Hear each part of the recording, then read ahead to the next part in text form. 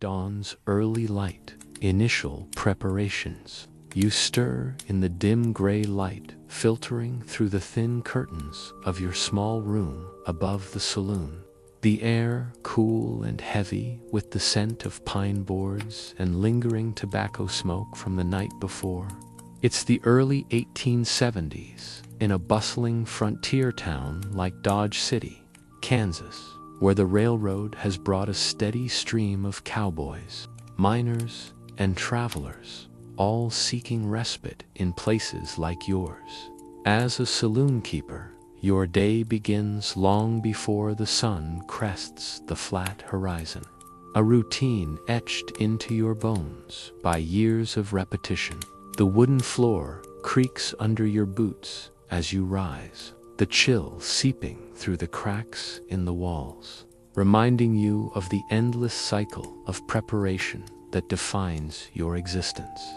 No grand adventures await, just the quiet, methodical tasks that keep the doors open and the whiskey flowing downstairs. The saloon sits silent, a far cry from the hum it will hold by evening.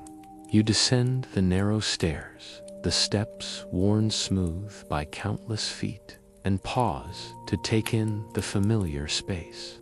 The long oak bar, imported at great expense from back east, stretches along one wall, its surface scarred from years of use but still holding a faint polish from your daily efforts.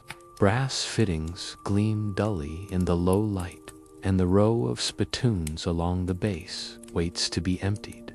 The air carries the faint, acrid temps of stale beer and cigar ash, mixed with the earthy smell of sawdust scattered across the floor to absorb spills and mud from boots.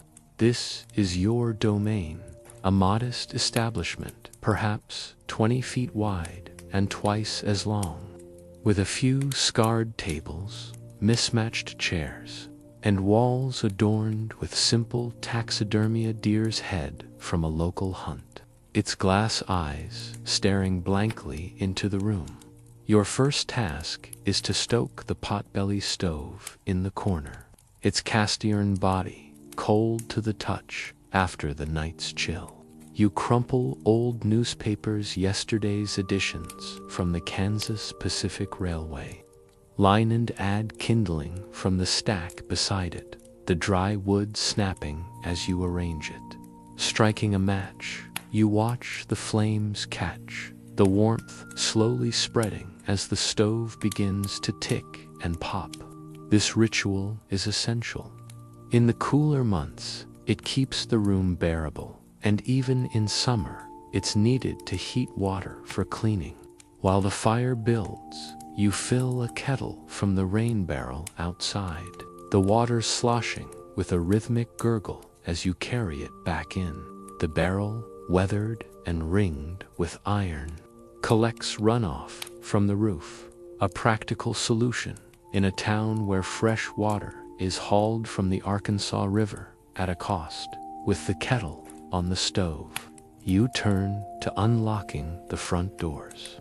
The heavy iron key turns with a satisfying click, and you swing them open just a crack to let in the fresh dawn air, carrying hints of dust from the unpaved street and the distant lowing of cattle in the stockyards. Saloons like yours often operate around the clock in busier settlements, but you've learned that a brief morning pause allows for essential upkeep. You glance out at the quiet main street frame buildings huddled together, a general store across the way with its shutters still closed, and the faint outline of wagons in the distance. The town stirs slowly, much like you, with the repetitive predictability of frontier life. Now comes the sweeping. You grab the broom from its hook behind the bar, its bristles worn from daily use, and begin methodically pushing the sawdust across the floor. Last night's debris emerges, bits of tobacco, a broken glass shard, perhaps a stray playing card from a forgotten poker game. The sawdust, delivered weekly from the sawmill on the outskirts, serves a dual-purpose cushioning footsteps and soaking up the inevitable spills of beer or worse. As you sweep, the rhythmic swish of the broom against the planks becomes a meditative drone, the dust motes dancing in the growing light. This task takes time, perhaps half an hour, ensuring every corner is addressed, from under the tables to the space behind the piano in the back if your saloon has one. A simple, upright model tuned infrequently but played often by passing musicians. Once the floor is cleared, you spread fresh sawdust from a burlap sack, the woody scent filling the air as you scatter it evenly with a practiced hand. It's a small expense, but vital for maintaining some semblance of cleanliness in a place where men track in prairie, mud and spit tobacco juice without a second thought. You pause to wipe your brow, the stove now warming the room, and consider the bar itself. Polishing it is next, a cloth rag dipped in a mixture of linseed oil and beeswax, rubbed in slow circles along the grain. The wood responds with a subtle sheen, hiding the nicks from knife blades and bottle rings. This bar is your pride, a symbol of stability in an unstable world, and keeping it presentable is one of those endless chores that separate a respectable saloon from a dive behind the bar. You check the shelves. Bottles of whiskey line the back wall, their labels faded but contents familiar, mostly homemade blends of raw alcohol tinted with burnt sugar for color and flavored with chewing tobacco for bite. Names like Red Eye or Tanglefoot are scrawled on some, evoking the potent kicks they deliver. You tally them mentally, noting which need replenishing from the storeroom. Beer kegs sit in the cooler corner, unrefrigerated in these pre-1880s days, meaning they'll be served at room temperature, around 55 to 65 degrees, and patrons will drink quickly before it warms further. You tap one lightly, listening for the hollow thud that indicates it's low. A sound you've come to recognize like an old friend. The kettle whistles now, steam curling lazily upward. You pour hot water into a basin and add lye soap flakes, the sharp, clean smell cutting through the staleness. Washing the glasses is a meticulous process, dozens of them, from tumblers to mugs, soaked and scrubbed with a horsehair brush to remove the film of dried liquor and fingerprints. Each one is rinsed in cooler water from a bucket and set on a towel to dry. The clink of glass on wood, a steady accompaniment to your thoughts. This prevents the spread of ailments, though in these times, such concerns are more practical than scientific. As you work, the sun rises higher, casting long shadows across the floor, and the town outside begins to awaken the clang of a blacksmith's hammer, the creak of wagon wheels, voices calling greetings, with the glasses sparkling. You hang fresh towels along the bar's edge, white cotton cloths for patrons to wipe foam from their mustaches. It's a small courtesy, but one that encourages lingering and more orders. You also empty the spittoons, a less pleasant duty, carrying them out back to dump into a pit, the brass vessels rinsed with leftover water. The odor is pungent, a mix of tobacco juice and saliva, but you handle it with detached efficiency, knowing it's part of the trade. Returning inside, you align the chairs and tables, straightening any that were knocked askew the night before, the wood scraping softly against the floor. As the morning light strengthens, you brew a pot of coffee on the stove. The rich, bitter aroma filling the space. Coffee isn't your main draw, but it serves the early risers, perhaps a trail boss checking on his herd or a miner nursing a headache. You grind the beans by hand in a small mill, the crank turning with a grinding rhythm, then steep them in boiling water. This too is routine, a bridge between the quiet dawn and the day's building activity. You sip a cup yourself, the hot liquid steadying you for what comes next. The clock on the wall, if you have one, a simple pendulum model, ticks toward opening time. In many towns, saloons never truly close, but you've established a loose schedule to allow for these preparations. As you finish your coffee, the first sounds of approach reach you.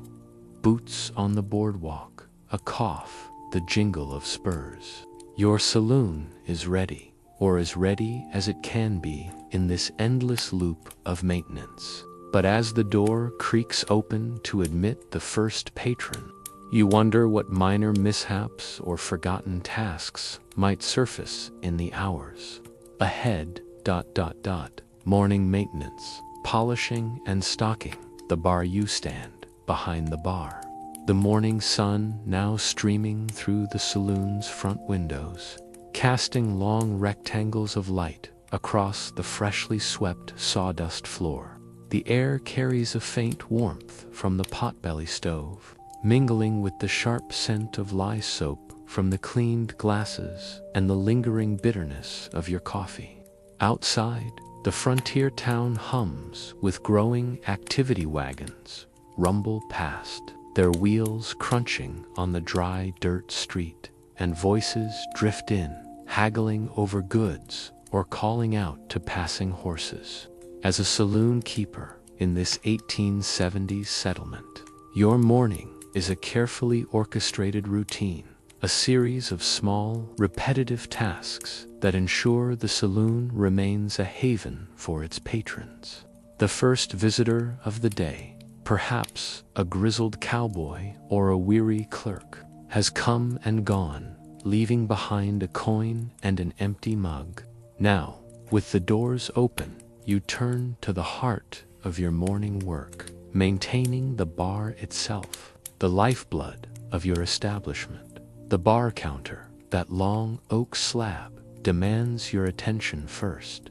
You retrieve your polishing rag, a soft piece of flannel worn thin from use, and a small tin of beeswax mixed with linseed oil, its waxy aroma familiar and grounding. You work the rag in slow, deliberate circles, smoothing over yesterday's stains, rings from beer mugs, smudges from greasy fingers, or the occasional nick from a carelessly tossed knife.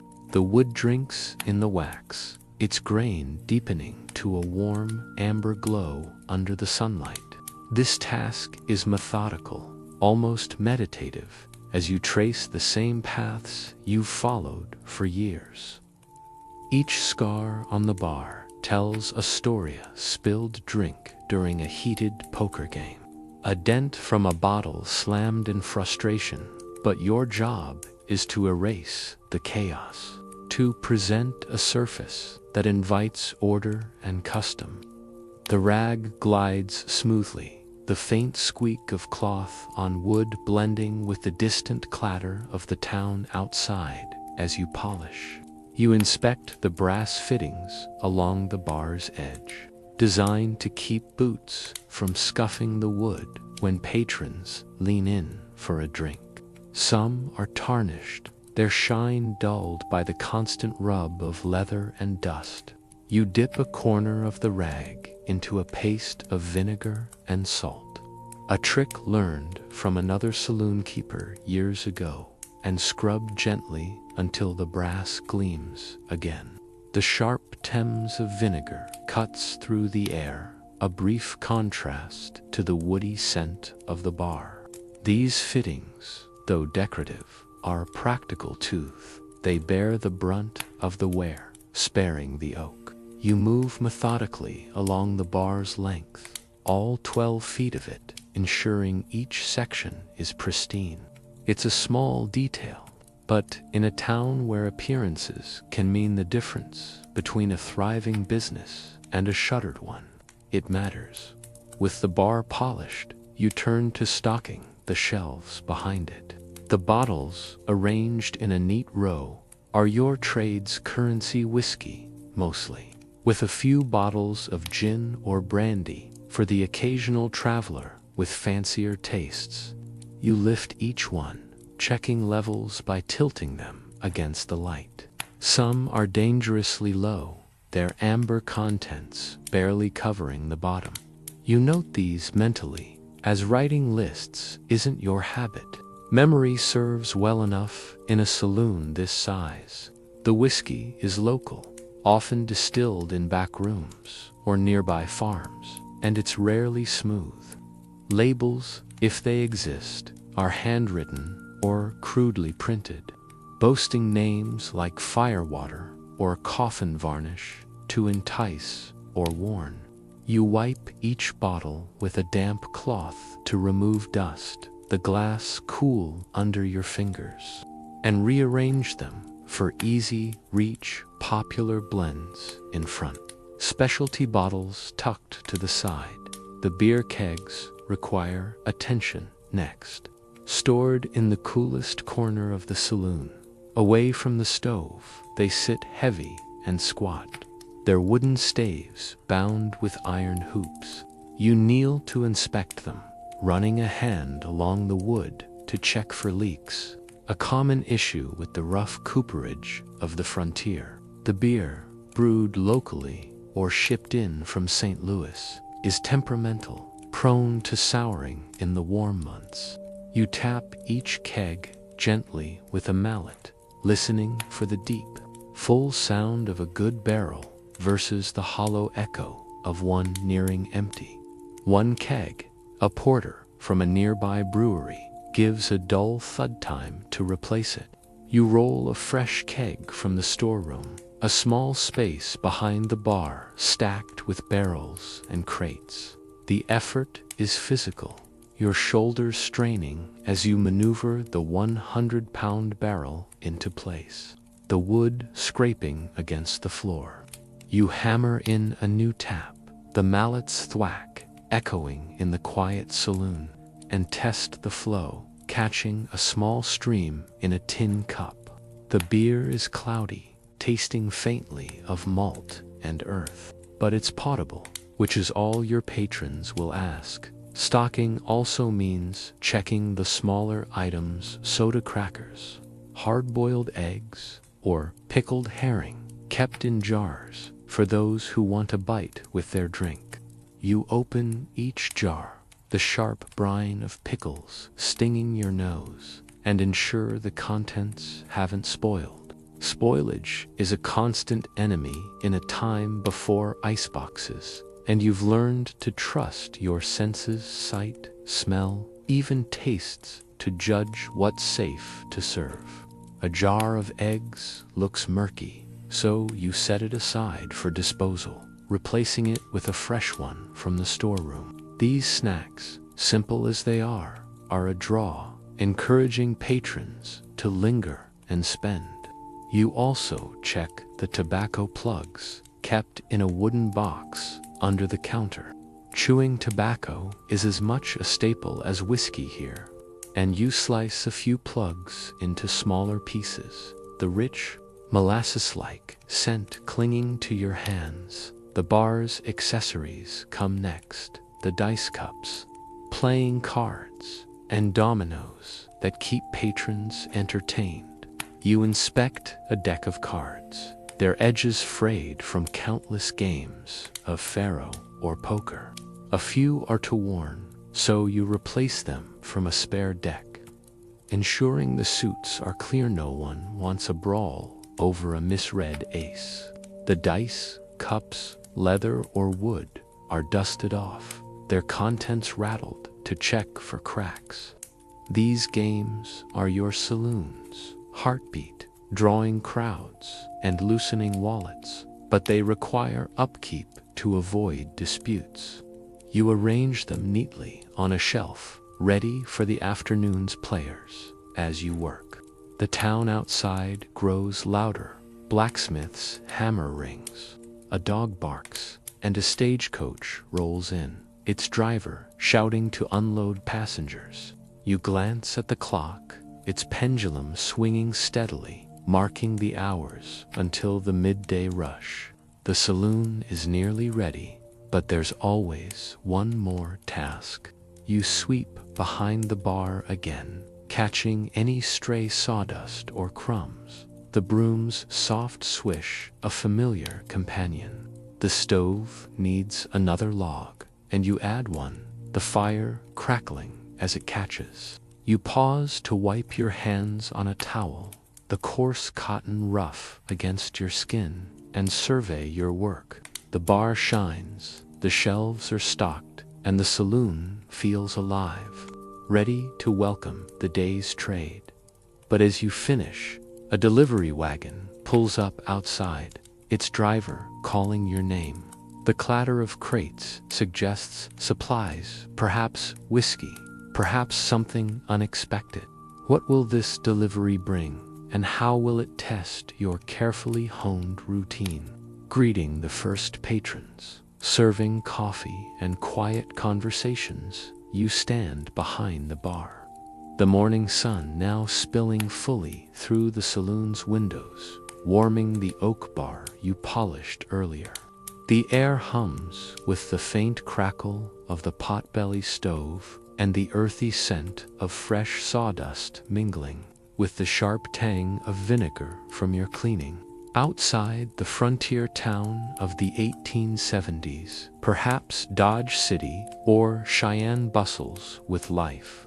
The clatter of the delivery wagon from moments ago fades as the driver unloads his crates, leaving you to prepare for the first patrons of the day. As a saloon keeper, your mornings are not just about maintenance, but also about setting the tone for the hours ahead. Welcoming early risers with a quiet hospitality that contrasts with the raucous evenings to come. The saloon, still peaceful, is a sanctuary for those seeking a moment's respite before the day's demands take hold. You wipe your hands on a cotton towel, the coarse fabric catching on calluses earned from years of labor. The coffee pot, simmering on the stove, fills the room with a rich, bitter aroma, a signal to early visitors that your doors are open. Coffee is a small but vital part of your trade, especially for those who drift in before noon trail-weary cowboys, merchants checking ledgers, or locals escaping the dust of the unpaved streets. You pour a test cup into a tin mug, the dark liquid steaming as it fills, and take a sip to ensure it's strong enough. The beans, ground earlier with the hand crank mill, are coarse but flavorful, sourced from a trader who hauls them from St. Louis or Kansas City. You set out a few mugs on the bar, their metal surfaces dented but clean, ready for the first takers. The door creaks open, admitting your first patron of the day, a grizzled cattle driver, his hat dusty and his spurs jingling faintly with each step. His boots leave faint trails of prairie dirt on the sawdust floor, a reminder of the world beyond your walls. "Morning," he mutters, voice rough from the trail, as he settles onto a stool at the bar. You nod, pouring him a cup of coffee without needing to ask. He slides a nickel across the counter, the coin worn smooth from countless hands, and you tuck it into the tin box under the bar. The exchange is wordless, familiar, a ritual as old as the saloon itself. You push a small jar of sugar cubes toward him, a luxury you keep for those who ask, though most take their coffee black, savoring the bitterness that cuts through the morning fog as he sips. You lean against the bar, polishing a glass, absent-mindedly. The cloth's soft rustle blending with the faint tick of the pendulum clock on the wall. The cattle driver stares into his mug, lost in thought, and you know better than to prod. Morning patrons are different from the evening crowd. They seek quiet, not conversation, and your role is to provide it. The saloon is still, save for the occasional snap of the fire or the distant neigh of a horse outside. You glance at the man's weathered face, lined from years under the sun, and wonder about his story. Perhaps he's driving longhorns up from Texas, or maybe he's a local hand, nursing aches from a long night. Saloon keepers hear fragments of live stalls, of lost herds, broken axles, or dreams of striking gold, but you've learned to listen more than you speak. Another patron enters. This one, a clerk from the general store across the street. His coat brushed clean but frayed at the cuffs. He carries a ledger under his arm, its pages dog-eared, and nods politely as he takes a seat at a table near the window. "Coffee, please," he says, his voice softer, more polished than the driver's. You pour another mug, the steam curling upward, and carry it over, the floorboards creaking under your steps. The clerk opens his ledger, scribbling figures with a stubby pencil, and you catch a glimpse of columns tracking flour, nails, and bolts of calico. His presence is a reminder of the town's rhythm merchant, ranchers, and drifters, all intersecting here. In your saloon, where the day's stories begin to unfold, you return to the bar, checking the coffee pot to ensure it's full. The stove's heat keeps it warm, but you add another log to maintain the fire, the wood hissing as it settles into the flames. The saloon's warmth is a draw in these morning hours, especially in the cooler months when the plains wind cuts through coats and scarves. You glance at the shelves behind you, the whiskey bottles gleaming faintly in the light, but they'll sit untouched for now. Mornings are for coffee and quiet, a time when the saloon feels more like a communal hearth than a den of revelry. You set out a plate of soda crackers from a tin, their dry, salty scent a faint addition to the air, and place it near the cattle driver. He takes one, chewing slowly, his eyes fixed on the window where the street is coming alive with foot traffic. The conversation, when it happens, is sparse but deliberate. The clerk looks up from his ledger and asks, "Heard about the new rail spur coming through?" His voice is low, not wanting to disturb the peace. The cattle driver grunts, stirring his coffee. "Heard it might bring more trouble than trade," he replies, and you nod, staying neutral. Saloon keepers are privy to the town's pulse rumors of railroad expansions, disputes over land claims, or whispers of outlaws passing through. You file these snippets away, knowing they might matter later when the evening crowd brings its own brand of chaos. For now, though, you let the men talk, their voices a soft murmur against the backdrop of the saloon's stillness. You move to tidy the bar, straightening the towels and wiping down the counter again, the rag catching a stray coffee drip. The brass spittoon near the cattle driver's stool needs emptying soon, but you'll wait until he leaves to avoid disturbing him. Outside, a wagon rolls by, its driver shouting to clear the way, and a gust of wind carries the scent of dust and hay through the open door. You glance at the clock nearing 10 o'clock, still early, but the day is gaining momentum. The saloon will soon shift from this quiet haven to a busier hub as more patrons arrive, seeking food, drink, or a place to barter news before that happens.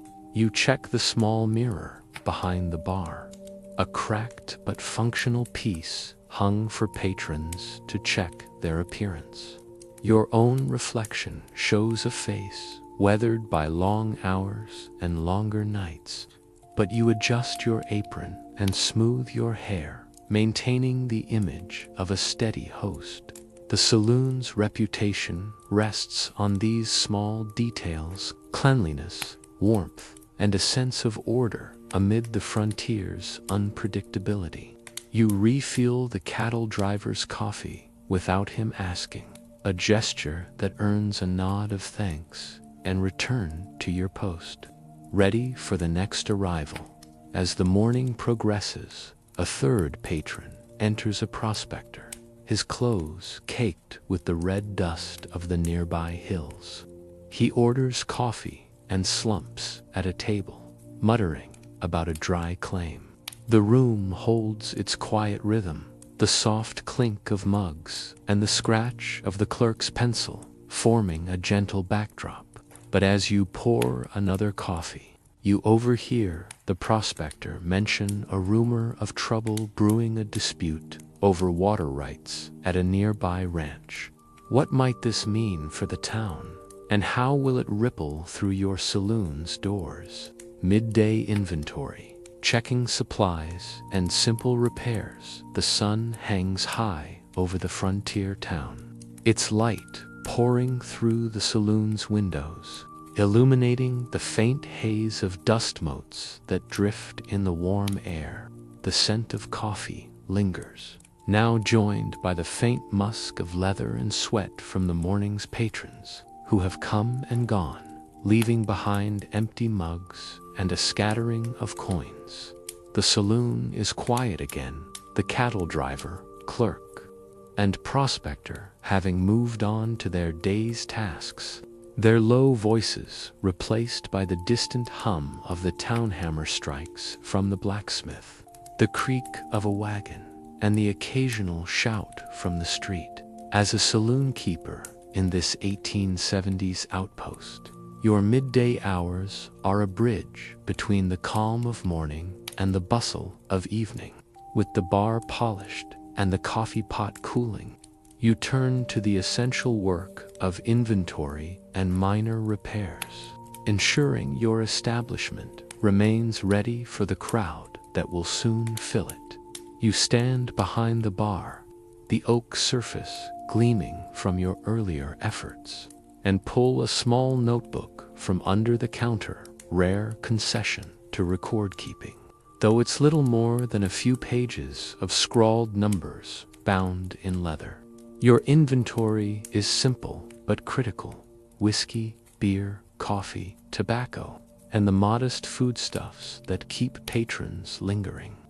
You start with the whiskey bottles, lifting each one from the shelf behind you, their glass cool against your palms. The light catches the amber liquid as you tilt them, noting levels with a practiced eye. A bottle of red eye is nearly empty, its contents barely sloshing, and you mark it in the notebook with a stub of pencil. The supply is adequate for today, but you'll need to reorder soon, likely from the supplier whose wagon rattled up earlier. Whiskey is the lifeblood of your trade, and running dry is not an option in a town where men expect a drink after a long day's work. Next, you check the beer kegs in the corner, their wooden staves slightly damp from the morning's tapping. You kneel, running a hand along the seams to feel for leaks. A common issue with barrels that travel rough roads from breweries in St. Louis or local stills. One keg, a dark ale, feels lighter than it should, and a gentle tap with your mallet confirms it's half empty. You note it down, calculating how many days' supply remains based on the usual crowd: cowboys fresh off the trail, miners flush with a day's pay, or travelers passing through. The math is rough but reliable, honed by years of watching patterns. You roll a spare keg from the storeroom, the effort warming your shoulders, and set it aside for later, when the evening rush demands a fresh tap. The food supplies come next. You open the jars of pickled herring and hard-boiled eggs, their briny and sulfurous scents sharp in the still air. A quick inspection shows the herring is still good, its silvery flesh submerged in cloudy brine, but one jar of eggs has a faint off smell, and you set it aside for disposal. Spoilage is a constant risk without refrigeration, and you've learned to trust your nose over appearances. You replace the jar with a fresh one from the storeroom, the glass clinking softly as you set it on the shelf. The soda crackers, stored in a tin to keep out mice, are running low, and you make a note to order more from the general store. These snacks, though simple, are a draw, encouraging patrons to stay longer and order another round. Tobacco is another staple, and you check the wooden box under the counter, its lid carved with a crude star from a previous owner. The plugs of chewing tobacco, dark and pungent, are still plentiful, but you slice a few into smaller pieces, the knife's blade catching the light as it cuts through the dense molasses-scented mass. You also check the small stock of cigars, kept in a tin for those who prefer to smoke. They're a luxury, often traded for rather than bought outright, and you ensure they're free of dust or damage, wiping the tin with a damp cloth dot with the inventory tallied. You turn to repairs, a never-ending task in a saloon where wear is constant. You walk the room, eyes scanning for damage from the previous night. A chair near the window wobbles, one leg loosened by a patron's heavy lean.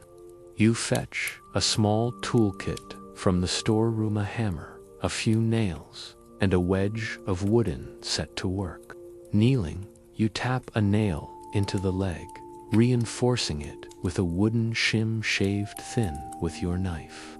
The repair is quick but precise, the hammer's rhythmic thuds echoing softly in the empty saloon. You test the chair, pressing down with your weight, and it holds firm. A small victory, but one that keeps the place functional. The bar itself needs attention too.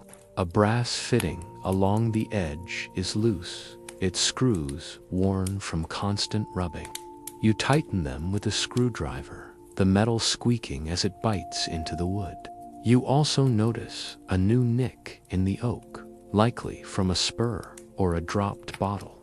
Sighing, you sand it lightly with a scrap of coarse paper, then rub in a bit of beeswax to blend it with the polished surface. These small scars are inevitable, but each one you smooth over feels like reclaiming a piece of your saloon's dignity outside. The town grows louder, stagecoach, their voices carrying through the open door, and a dog barks at a passing horse. You glance at the pendulum clock, its hands creeping toward noon. The saloon will soon fill with the lunchtime crowd, men seeking a quick meal or a break from the sun. Before they arrive, you check the stove, adding a log to keep it burning for the coffee pot. The fire crackles, sending a faint whiff of pine smoke into the air. A familiar comfort. As you finish your rounds, you notice a crack in one of the window panes, likely from a stray stone kicked up by a wagon. It's small, but in a town where glass is costly, it's a concern.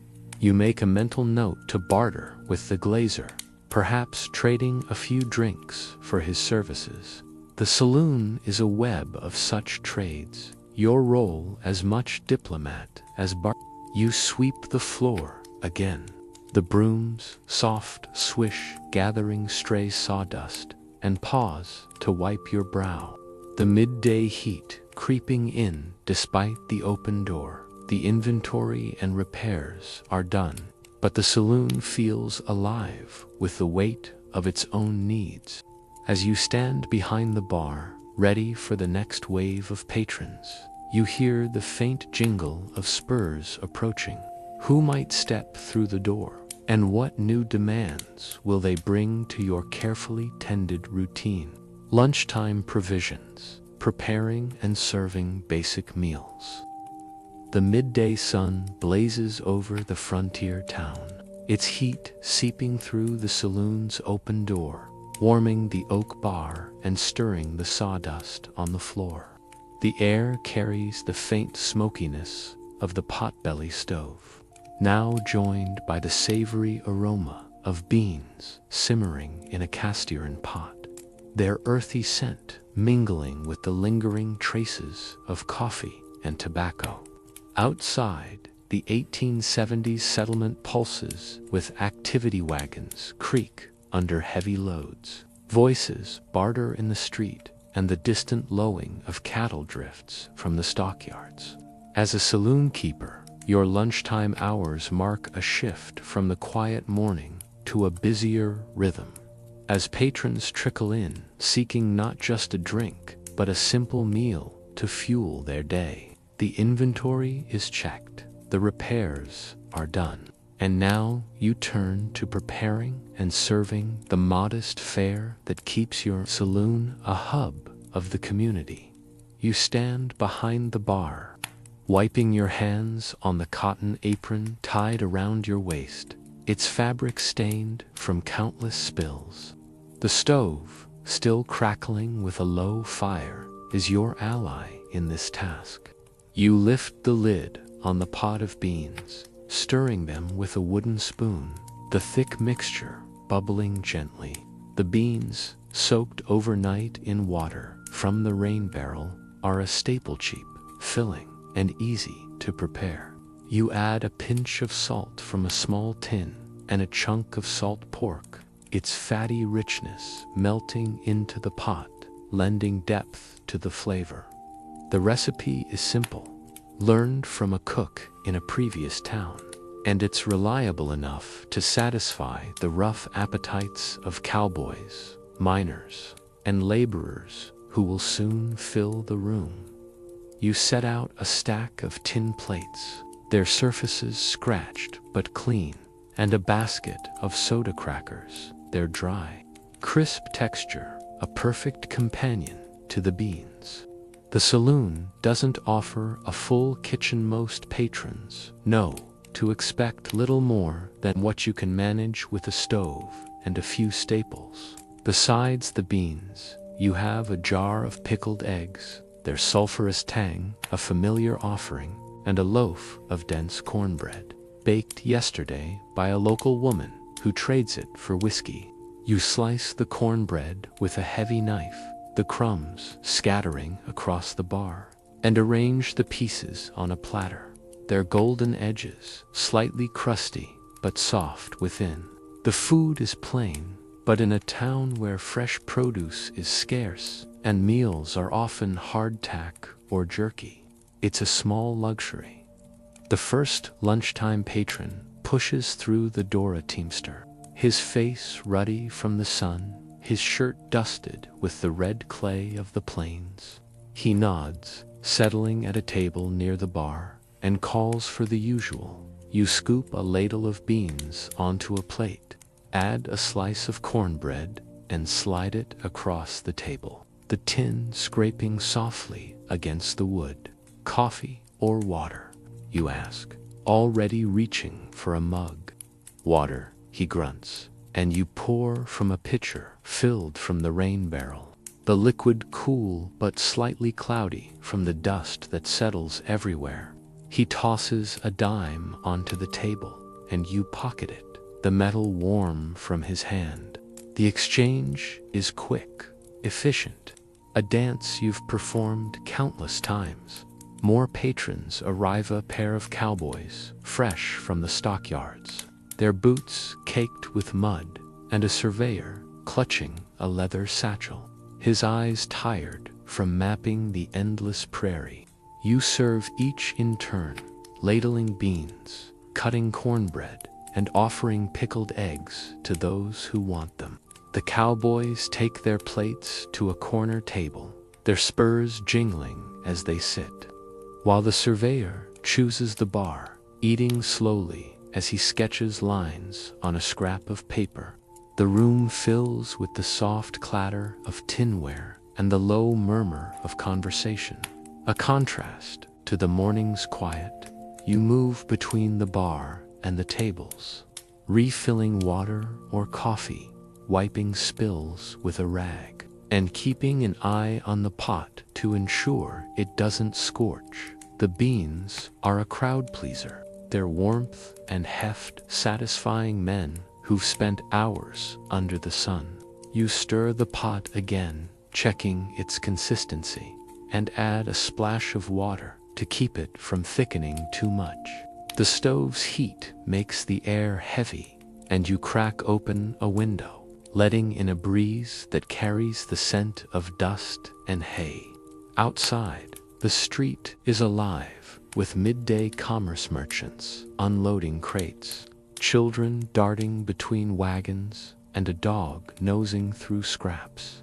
The saloon, though, is its own world, a place where men pause to eat, drink, and trade stories of the trail or the mines as you serve. You listen to the chatter, picking up fragments of the town's pulse. The cowboys talk of a cattle drive delayed by a swollen river, their voices low but tense. The surveyor mentions a new land claim nearby, hinting at disputes over boundaries.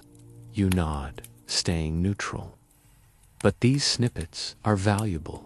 They tell you who might be flush with cash tonight, or who might cause trouble over a grudge. Saloon keepers are part confidant, part observer, and you've learned to read the room like a book, noting who sits alone, who laughs too loudly, or who avoids eye contact.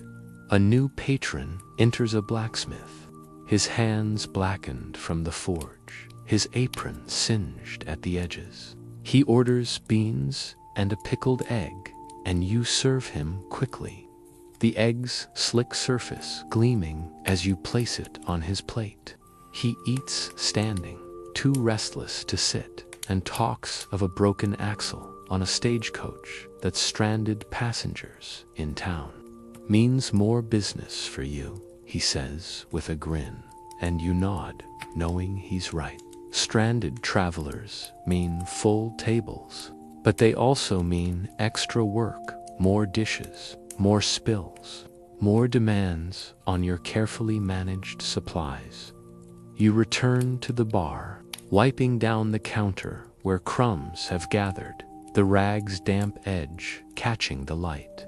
The cornbread is nearly gone, and you make a mental note to barter for another loaf tomorrow. The bean pot is half empty, but it'll last through the lunch rush. You glance at the clock, its pendulum ticking steadily toward 1 o'clock, and feel the weight of the day's rhythm. The saloon is humming now, alive with the clink of plates and the low buzz of voices.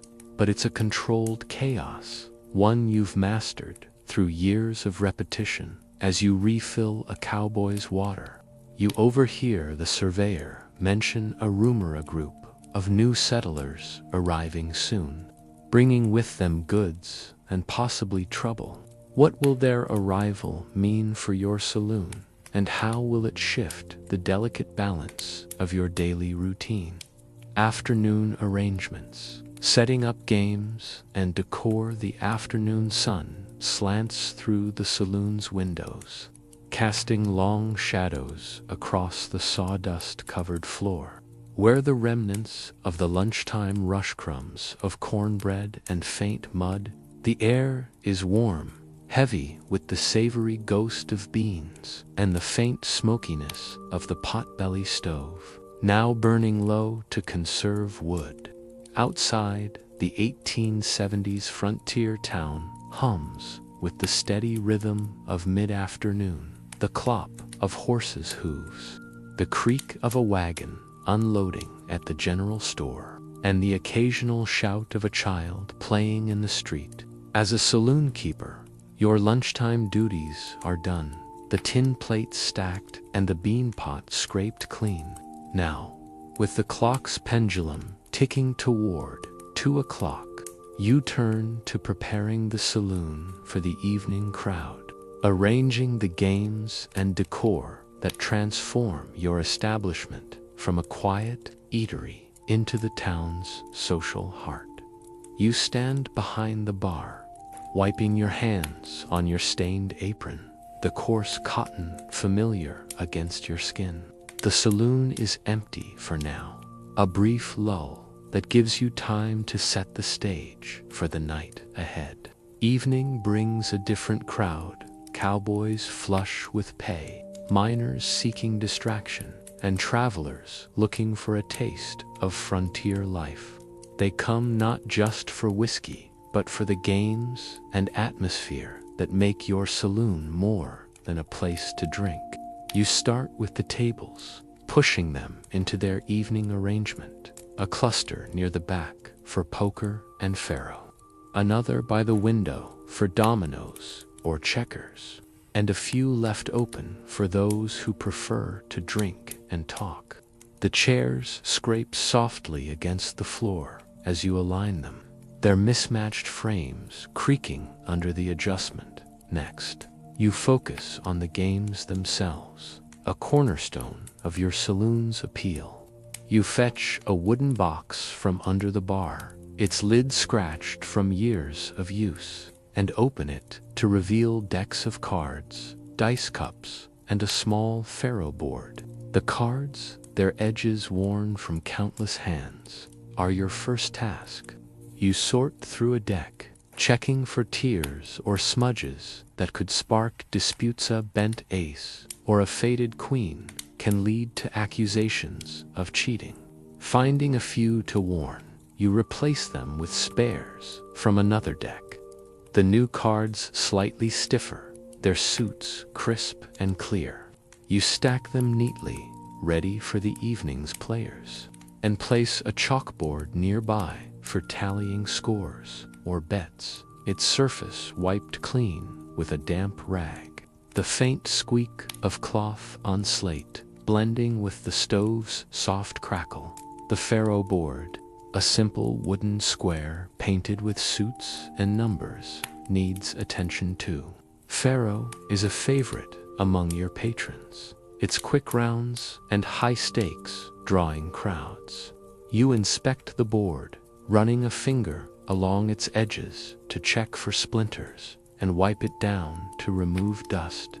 The accompanying dice cups, made of leather and lined with felt, are rattled to ensure the dice inside are intact, no cracks or chips that could skew a roll. You roll a pair onto the bar, their ivory surfaces clattering softly, and nod in satisfaction as they settle without issue. These games are more than entertainment. They're a ritual, binding the community through shared risk and reward. And keeping them in top condition is as much about maintaining trust as it is about profit.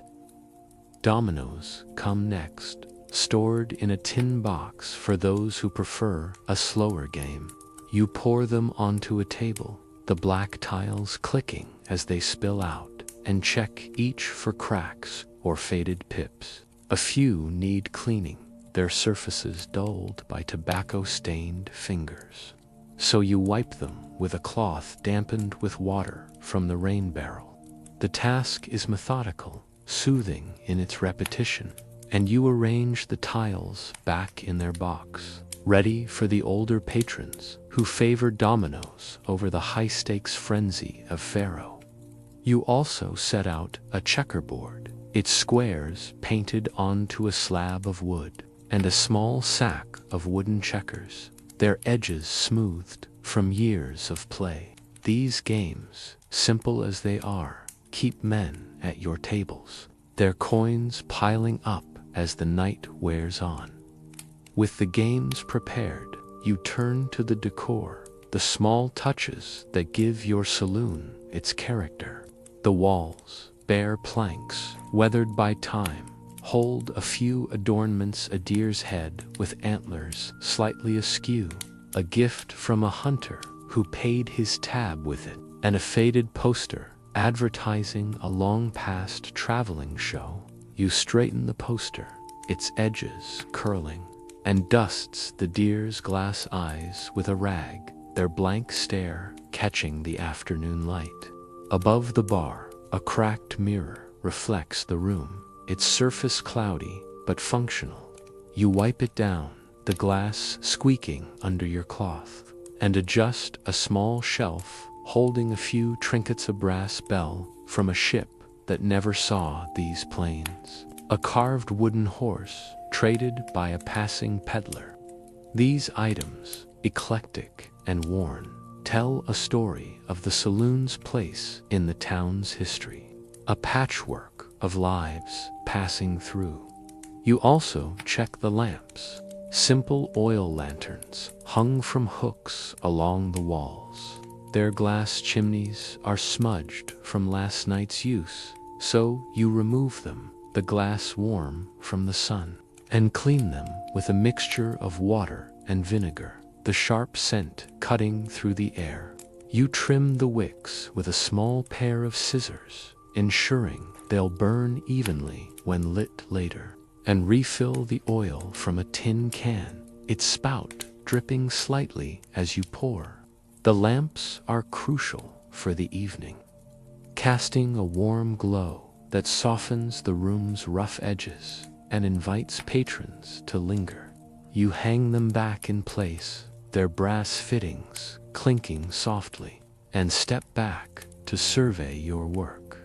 Outside, the town's rhythm shifts as the afternoon deepens. A stagecoach rolls out, its wheels kicking up dust, and a group of men laugh as they pass, their voices carrying through the open door. You glance at the clock, its hands nearing 3 o'clock, and feel the day's momentum building. The saloon is ready, its tables set, games prepared, and decor subtly inviting. You sweep the floor once more, the broom's soft swish gathering stray sawdust, and pause to add a log to the stove, the fire flaring briefly with a comforting crackle. As you finish, you hear the rumble of another wagon approaching, likely the supplier from earlier returning with more goods. The promise of new stock is welcome, but negotiations are never simple in a town where cash is scarce and barter is king. What will this delivery demand of you, and how will it shape the evening ahead? Dealing with deliveries, negotiating with suppliers, the afternoon light softens as the sun dips lower, casting a golden hue through the saloon's windows, illuminating the neatly arranged tables and the freshly polished faro board. The air carries the faint warmth of the potbelly stove, now joined by the lingering scent of vinegar from cleaned lanterns and the woody musk of sawdust freshly swept. Outside, the 1870s frontier town hums with the steady rhythm of late afternoon, the clatter of a hammer from the blacksmith, the creak of a wagon rolling down the dirt street, and the distant bark of a dog chasing a stray chicken. As a saloon keeper, your afternoon tasks of setting up games and decor are complete, and the saloon stands ready for the evening crowd. But now, as the clock ticks past 3, the rumble of a familiar wagon signals a new challenge, dealing with the supplier, a task that tests your patience and bartering skills in a town where cash is scarce and trust is hard-earned. You step to the open door, wiping your hands on your apron, the coarse cotton catching on your calloused fingers. The wagon, its wooden sides weathered and splintered, pulls up outside, driven by Amos, a grizzled supplier who hauls goods from larger hubs like Kansas City or Denver. His mule team snorts, kicking up dust that swirls in the slanting sunlight, and he climbs down, his boots thudding on the boardwalk. "Got your order," he calls, his voice rough from years of shouting over wind and cattle. You nod, stepping outside to meet him, the air warm and dry, carrying the scent of hay and horse sweat. Deliveries are a lifeline for your saloon whiskey, beer, and occasional luxuries like sugar or cigars, but they come with a price, often paid in more than coin. Amos unlatches the wagon's tailgate, revealing crates of bottles, a few kegs, and sacks of dry goods stacked tightly to survive the bumpy trail. You eye the cargo, mentally tallying what you ordered: whiskey to replenish your dwindling stock, a keg of ale to replace the one running low, and a sack of coffee beans to keep the morning crowd happy. You approach the crates, running a hand along the rough wood, and check the labels, simple, handwritten tags tied with twine. 10 bottles of whiskey, 2 kegs of ale, and the coffee, Amos says, squinting at you. Got some sugar, too, if you're interested. His tone is casual, but you know better. Every delivery is a negotiation, a dance of give and take in a frontier economy where cash is often replaced by trade.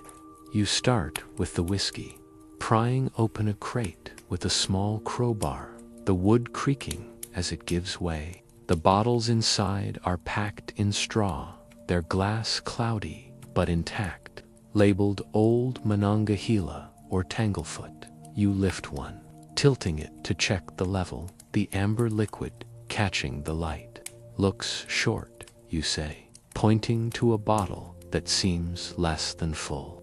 Amos shrugs, spitting tobacco juice into the dust. Trails rough. Evaporation, maybe. You frown, but let it pass. Pressing too hard risks, souring the deal. And Amos is one of the few suppliers reliable enough to brave the plains. You count the bottles, confirming 10, and move to the kegs, tapping each with a knuckle to gauge their fullness. The ale smells faintly sour, as expected in this heat, but it's drinkable, and you nod approval. The coffee beans are next, stored in a burlap sack that rustles as you untie it. You scoop a handful, their dark, oily surfaces releasing a rich, earthy scent, and inspect them for mold or grit, common issues with goods hauled long distances. Satisfied, you tie the sack and set it aside, already picturing the morning grind. The sugar, an unexpected offer, is tempting. It's a rare commodity, prized by patrons who can afford to sweeten their coffee. You lift the small sack, feeling its weight, and estimate it's enough for a month of sparing use. What's the cost? You ask, knowing Amos will name a price that tests your resources. He leans against the wagon, chewing thoughtfully. $15 for the lot: whiskey, ale, coffee, and sugar. Or we can trade. Cash is tight, as always, and you expected this. Barter is the currency of the frontier, and you've built your saloon on such deals. What do you need? You ask, keeping your tone neutral. Amos rubs his chin, eyeing the saloon. Got any of that cornbread your baker trades you? And maybe a bottle of your better whiskey for my trouble. You calculate quickly. Cornbread is cheap, but the whiskey is a loss. Still, keeping Amos happy ensures future deliveries, and you can't afford to run dry. You counter. Cornbread, yes. Half a bottle of whiskey, and I throw in a meal next time you're in town. Amos squints. then nods, a faint grin cracking his weathered face. Deal. You shake hands, his grip rough and calloused, and help him unload the crates, the wood scraping against the wagon as you carry them inside. The bottles clink softly as you stack them in the storeroom, a cramped space behind the bar, and you roll the kegs into place, their weight straining your back. The coffee and sugar go on a shelf, safe from mice, and you note the transaction in your leather-bound notebook, scribbling Amos, 10 whiskey, to ale, coffee, sugar, alongside cornbread, 1 half whiskey meal, with the goods stored. You hand Amos a loaf of cornbread wrapped in cloth and pour half a bottle of your better whiskey, smoother blend you keep for special trades, into a tin flask. He tucks both into his wagon, tips his hat, and climbs aboard, the mules snorting as he flicks the reins. The wagon rumbles off, leaving a cloud of dust that settles slowly in the street. You return to the saloon, the air cooler inside, and pause to wipe sweat from your brow, the day's heat lingering on your skin. The deal was fair, but it's a reminder of the constant balancing act stalking the saloon without draining your resources or alienating those who keep it supplied. Inside, the saloon feels alive with its new provisions, the shelves ready for the evening rush. You glance at the clock, its pendulum swinging past 4, and hear the first jingle of spurs approaching, a sign the evening crowd isn't far off. The games are set, the lamps are ready, but the delivery has left you with 1 less bottle of good whiskey and a promise to keep. As the door creaks open, admitting a new face, you wonder what other trades or tensions this evening might bring to your carefully managed domain. Evening illumination, lighting lamps and welcoming the crowd. The sun dips below the horizon, painting the sky with streaks of orange and purple that filter through the saloon's windows, softening the rough edges of the oak bar and the scattered tables.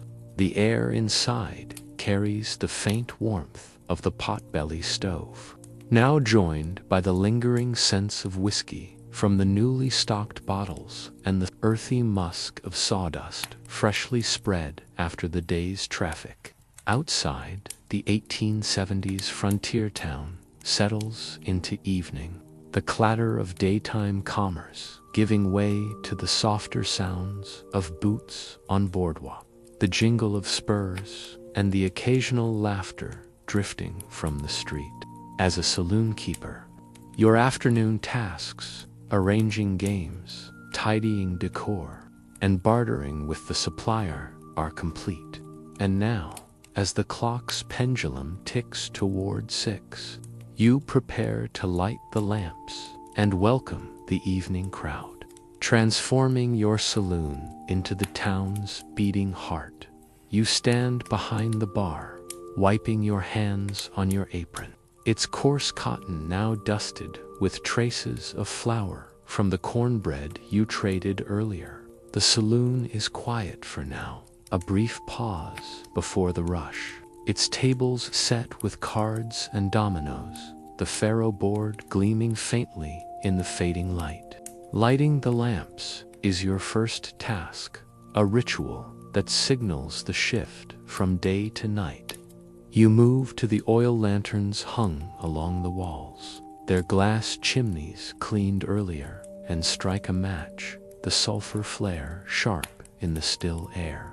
The wick catches, casting a warm, flickering glow that dances across the room, highlighting the deer's head on the wall and the cracked mirror behind the bar. You light each lamp in turn, the soft clink of glass and brass blending with the stove's crackle, until the saloon is bathed in a golden haze, its shadows softened and inviting. With the lamps lit, you adjust their wicks, trimming any that burn too high to prevent smoking. The faint scent of kerosene mingling with the wood smoke. The light is crucial, not just for visibility, but for the mood it sets, turning the saloon into a haven where men can escape the dust and toil of the frontier. You check the oil levels in each lantern, ensuring they'll last through the night, and top off one or two from a tin can, the liquid glugging softly as you pour. The task is methodical, grounding, a reminder of the small details that keep your saloon running. You pause to straighten the brass bell on the shelf, its dull gleam catching the lamplight, and wipe a smudge from the mirror, the glass reflecting your own tired eyes. The bar itself needs a final touch. You run a damp rag across the oak, smoothing away stray crumbs and beer rings, the wood warm under your hand. The bottles behind you, restocked from Amos's delivery, stand in neat rows, their labels, Firewater, Old Monongahela, faintly visible in the glow. You check the beer kegs, tapping one to confirm it's ready, the hollow thud reassuring. The tobacco box is full, the soda crackers replenished, and a fresh jar of pickled eggs sits ready for those who want a bite with their whiskey. Everything is in place. The saloon, a well-oiled machine waiting for its patrons. The door creaks open, admitting the first of the evening crowd, a trio of cowboys, their hats tilted back, their faces flushed from a day on the trail. Their spurs jingle as they cross the threshold, tracking in faint traces of prairie dust that settle into the sawdust floor. "Evenin'," one says, his voice rough but friendly, and you nod, already reaching for the whiskey bottle they'll likely order.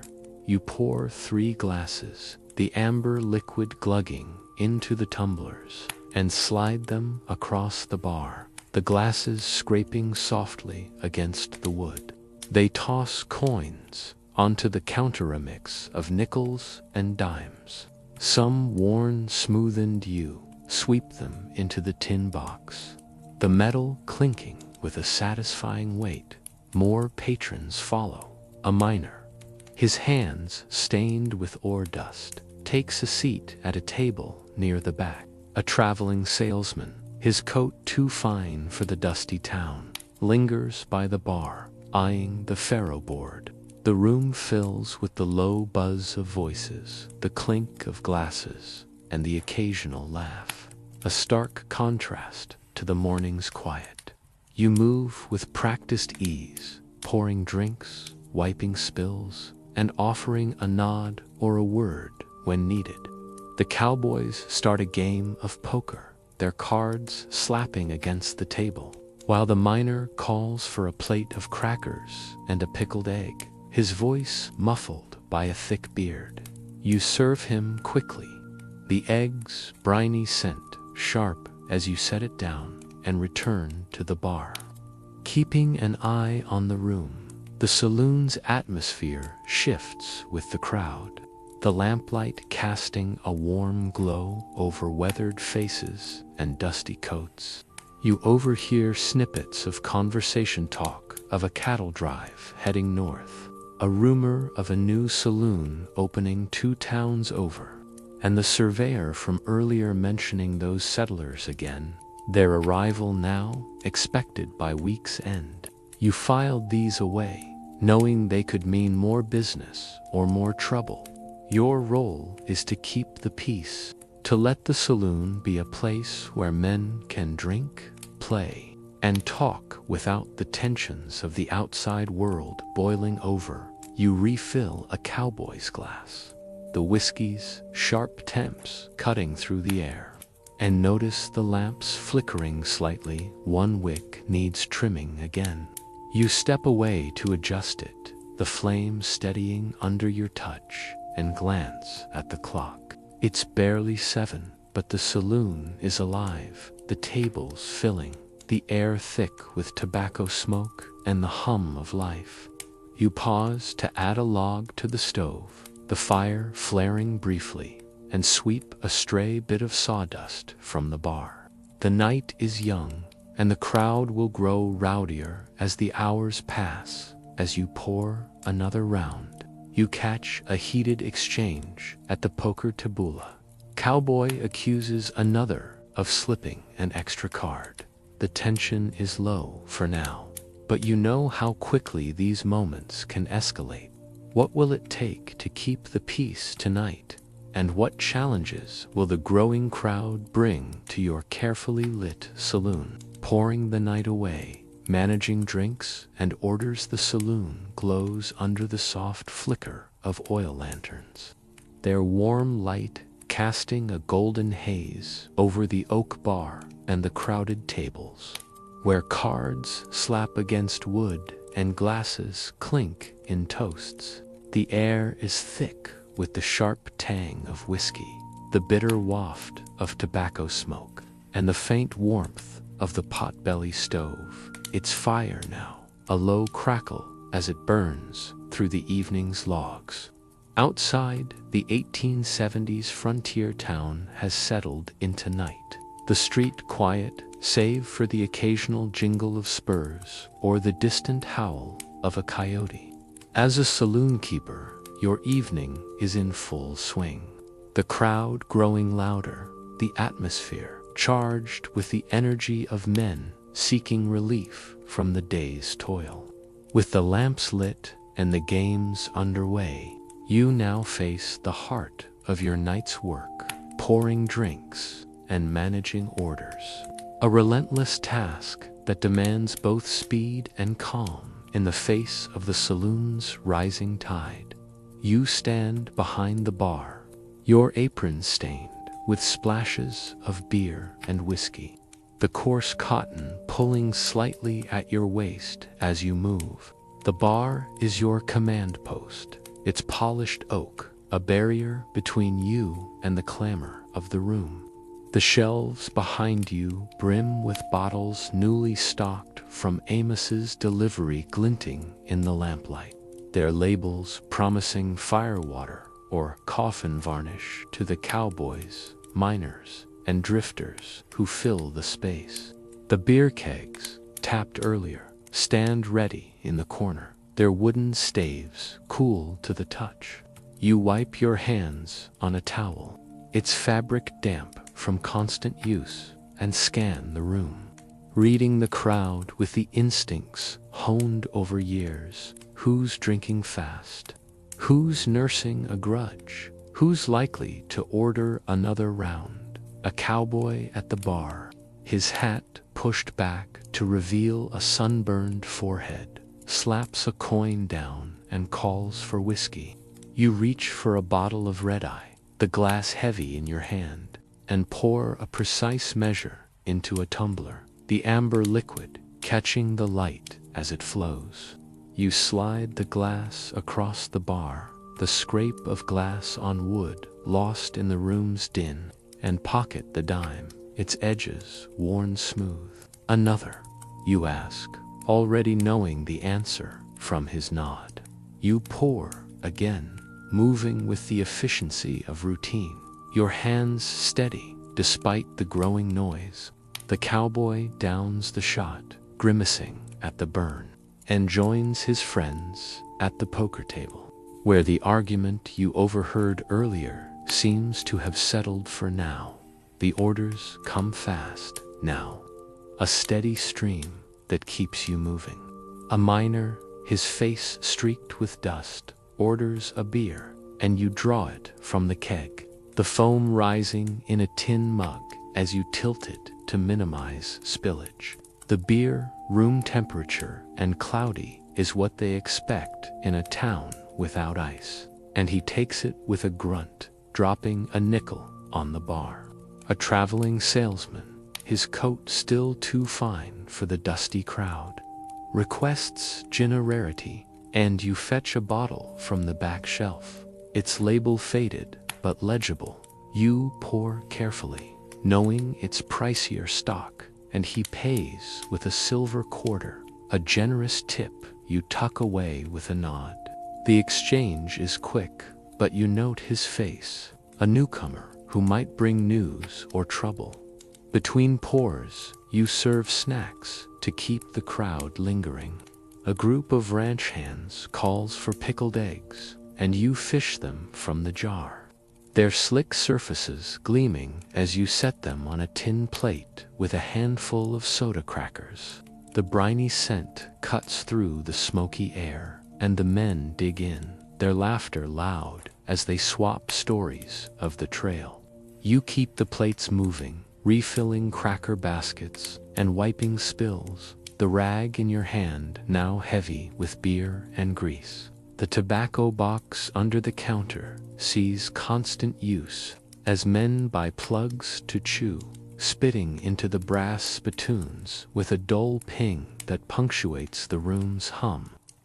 The saloon is alive, the tables crowded with card games and dominoes, the faro board drawing a small knot of players betting dimes and dreams. You move through the chaos with a calm born of experience, pouring whiskey, drawing beer, and tossing out a word or two to keep the mood light. Easy now, boys, you say to a table where voices rise over a disputed hand, your tone firm but not sharp. They settle, and you return to the bar, catching snippets of talk more about those settlers due soon. Their wagons reportedly loaded with goods that could shift the town's trade. You file it away, knowing new faces mean new demands on your stock and your patience. The lamps flicker as the night deepens, and you pause to trim a wick, the flame steadying under your touch. The clock ticks toward 9, but time blurs in the saloon's rhythm. Pour, wipe, serve, repeat.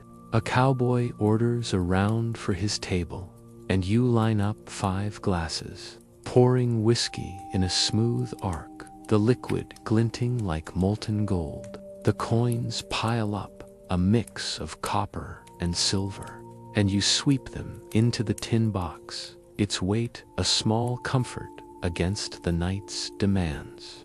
You add a log to the stove, the fire flaring briefly, and sweep a stray bit of sawdust from the bar. The broom's soft swish, a fleeting moment of calm as you pour another beer. A shout from the faro table catches your era player, accuses another of shorting the pot. The room tenses, heads turning, and you feel the familiar prickle of trouble brewing. How will you diffuse this spark before it ignites? And what else might the night's orders bring to test your steady hand? Handling the rowdy, diffusing tensions, and maintaining order, the saloon hums under the flickering glow of oil lanterns, their warm light casting shadows that dance across the oak bar and the crowded tables, where cards snap and glasses clink in a steady rhythm. The air is thick with the acrid bite of whiskey, the heavy cloud of tobacco smoke, and the faint warmth of the potbelly stove. Its fire now, a low murmur of embers. Outside, the 1870s frontier town is cloaked in darkness. The street silent save for the occasional creak of a wagon or the distant bark of a dog. As a saloon keeper, your night, their voices rising over the slap of cards and the rattle of dice. The orders keep you moving, pouring whiskey, drawing beer butt now as the clock ticks past 10. A shout from the faro table cuts through the din, signaling trouble. Your role shifts from barkeep to peacemaker, a delicate task to diffuse tensions and maintain order in your carefully tended domain.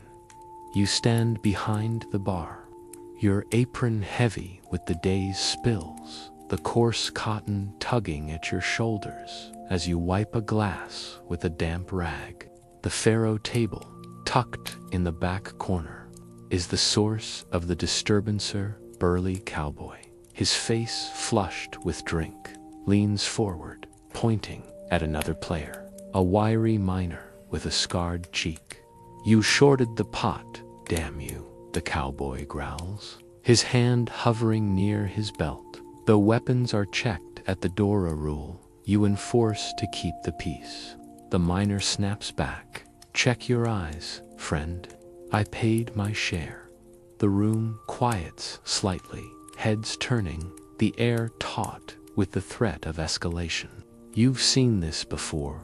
A night in a saloon can turn on a dime, and it's your job to keep it from boiling over. You step out from behind the bar, moving with deliberate calm, your boots scuffing softly against the sawdust floor. The crowd parts slightly, sensing your authority in this space. "Easy now, boys," you say, your voice low but firm, carrying the weight of someone who's faced down worse. You reach the table, standing between the two men, and rest a hand lightly on the edge of the faro board, its painted suits gleaming under the lamplight. "Let's see the pot," you say, nodding to the pile of coins and scrip in the center. You count it, slowly, deliberately, letting the rhythm of your fingers on the coins cool the moment. The pot checks out $2 in dimes and quarters, matching the bets called. "Looks square to me," you say, meeting the cowboy's eyes, then the miner's. "Mistake made in the heat of the game. Happens to us all." The cowboy grumbles, but leans back, his hand dropping from his belt. The miner nods tight-lipped, and the game resumes, cards flipping with a softer snap as the tension eases. You linger a moment, scanning the table for other signs of trouble. A misplaced card, a sour glance, but the players focus on their bets, the moment diffused. You return to the bar, the crowd's buzz picking up again, the clink of glasses and laughter filling the space. Keeping the peace is as much about presence as action. Your steady gaze and calm demeanor remind the room that this is your saloon, and you'll brook no chaos. But the night is far from over, and trouble rarely comes alone. You pour a round of whiskey for a group of ranch hands, the amber liquid glugging into tumblers, and overhear a snippet of conversation at a nearby tabula drifter, muttering about the settlers due to arrive, their wagons rumored to carry goods that could undercut local prices. The talk is laced with unease, and you note the faces involved. Knowing grudges can spill into your saloon like whiskey from a cracked bottle. You serve a beer to a lanky cowboy, the foam spilling slightly as you slide it across the bar, and catch another flare-up, this time at the poker table, where a player slams his cards down, accusing another of hiding an ace. The accusation is loud, drawing eyes, and you feel the room's pulse quicken again. You move swiftly, crossing the floor with a nod to a regular who watches from the bar, silently signaling him to keep an eye out. At the poker table, you lean in, keeping your voice steady. "Show me the cards, boys," you say, and the accused, a young drover with a nervous twitch, spreads his hand, nothing but a pair of threes. You check the table, lifting the deck and fanning it out, finding no hidden aces, just a bad hand, you say, looking around the table. "Deal again, and let's keep it friendly." The players mutter but comply, and you step back, the room settling once more. You've learned that most disputes are born of whiskey and pride, and a firm word often quells them before fists fly. Back at the bar, you wipe down the counter, the rag catching a spill of beer, and check the shelves. The whiskey bottles are holding, but the beer keg is lighter than you'd like. Its hollow thud a reminder to tap a new one soon. You serve a plate of soda crackers to a miner, the dry snap of the biscuits blending with the room's noise, and refill a glass for the salesman, who's now deep in a domino game, his fine coat dusted with sawdust. The lamps flicker, one wick burning low, and you trim it with a quick twist, the flames steadying. The clock ticks toward 11, and the crowd shows no sign of thinning cowboys. Miners and a few townsfolk, their faces glowing in the lamplight, their voices a steady hum. You keep moving, pouring, wiping, listening. The saloon is a living thing, its rhythm tied to the men who fill it, and you're its keeper, balancing their wants with the need for order. As you pour another whiskey, you catch a new voice at the door, a stranger, his accent hinting at somewhere far off, maybe St. Louis or beyond. He orders a drink and mentions a run-in with a local rancher, something about a stolen horse. The room doesn't notice, but you do, sensing the undercurrent of trouble that could follow him in. What will this stranger's presence stir in your saloon, and how will you keep the night from unraveling? Late night wind down, last calls and initial cleanup. The saloon's oil lanterns cast a dimming glow, their flames flickering as the wicks burn low, bathing the room in a soft amber haze. The air is heavy with the stale bite of whiskey, the thick cloud of tobacco smoke, and the faint warmth of the potbelly stove, its embers glowing faintly as the fire dwindles. Outside, the 1870s frontier town is hushed, the street empty, save for the occasional shuffle of boots or the distant whinny of a horse settling for the night. Inside, the crowd has thinned, the raucous energy of earlier hours fading as the clock ticks past midnight. As a saloon keeper, your night is winding down, the poker and faro tables quieter now, the disputes diffused for the moment. With the stranger's talk of a stolen horse still lingering in your mind, you call for last orders and begin the initial cleanup, preparing the saloon for its brief rest before dawn. You stand behind the bar, your apron stiff with dried spills, the coarse cotton heavy against your shoulders.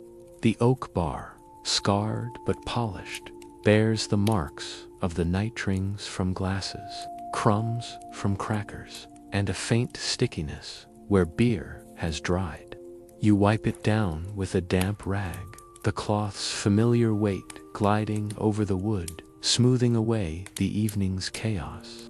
The shelves behind you are noticeably lighter, the whiskey bottles stocked fresh from Amos's delivery down by half, their amber contents catching the lamplight as you straighten them. The beer keg, tapped earlier, gives a hollow thud when you check it, nearly empty, and you make a mental note to roll out a new one tomorrow. The rhythm of the night slows, but your work continues. A steady cadence of tasks that bridge the day's end and the next beginning. You call out, "Last round, boys," your voice cutting through the low murmur of the remaining patrons, a few cowboys nursing their drinks, a miner slumped over a table, and the stranger, his St. Louis accent still sharp in your memory, sipping whiskey alone by the window. A couple of regulars raise their glasses, signaling for one more, and you pour with practiced ease, the whiskey glugging into tumblers, the sound a soft counterpoint to the room's fading hum.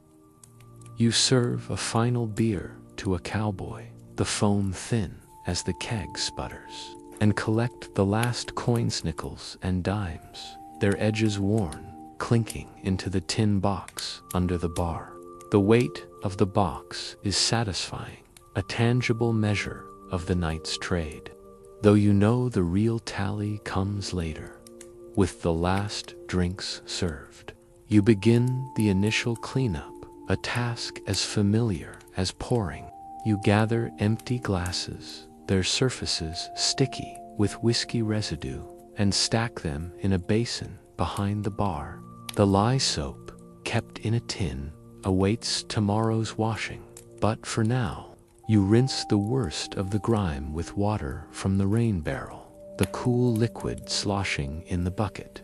The spittoons, brimming with tobacco juice, are next. You carry them out back, one by one, the brass clanking as you empty them into a pit, the pungent odor sharp in the cool night air. You rinse them with a splash of water, the metal gleaming faintly under the stars, and return them to their places along the bar and tables, ready for another day. The floor demands attention to the sawdust, scattered fresh this morning, is now matted with mud, spills, and tobacco stains. You grab the broom, its bristles worn but effective, and sweep in long, steady strokes, the soft swish blending with the creak of the floorboards. The sawdust gathers in small piles, revealing the night's detritus-bent playing card. A broken match, a stray coin that you pocket with a faint smile. You don't replace the sawdust yet. That's a morning task, but you clear the worst of the mess, piling it near the door for later removal. The act is calming, a ritual that signals the day's end. The broom's rhythm, a counterpoint to the fading voices of the last patrons. The tables need tidying too. You collect scattered cards from the poker game, their edges frayed, and return them to their box, checking for any missing to avoid tomorrow's disputes. The faro board, still out, is wiped down, its painted suits dull in the low light. A domino tile lies under a chair, and you stoop to retrieve it, the wood smooth in your hand as you return it to its tin. The checkerboard, untouched tonight, is dusted off and stored, its wooden pieces rattling in their sack. These small acts restore order. Preparing the saloon for the next evening's games, the stranger by the window finishes his drink and stands, his chair scraping softly. He nods, leaving a quarter on the table, and steps out into the night, his mention of a stolen horse lingering like a shadow. You watch him go, wondering if his story will bring trouble to your door. The remaining patrons drift out to their farewells, slurred or silent, leaving the saloon nearly empty. You snuff out all but one lantern, the room darkening, the single flame casting a soft glow over the bar.